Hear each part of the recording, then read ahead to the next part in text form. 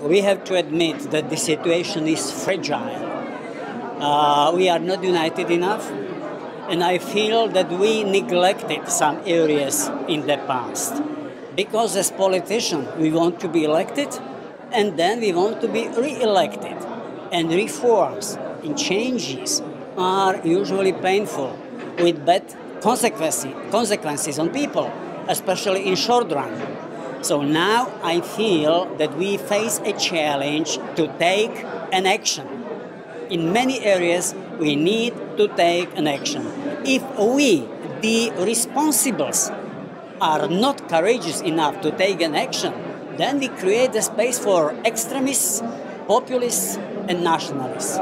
Look, we are located just in the center, and center usually can divide or unite. Unfortunately, in these days, it seems to me that we represent more a dividing than uniting factor. And this is the problem. This is the problem because it is not possible to stay together as Europeans and to answer all the time no. We have the right to answer no, but at the same time, we are obliged to come up with our alternative. And this is the problem. We are perceived in these days not only as migration recalcitrant. I disagree with many approaches when it comes to immigration. But at the same time, I miss any alternative coming from our region. And this is the problem. Sometimes I have a feeling that political leaders in our countries have a problem to understand that smooth exchange of power belongs to our European tradition. And this is the problem. I love power as well. I wanted to win election as well. But in case, if I lose election, I should be ready to hand over the power. And even before, we should have a sense for democratic rules. We should have a sense for democratic principles.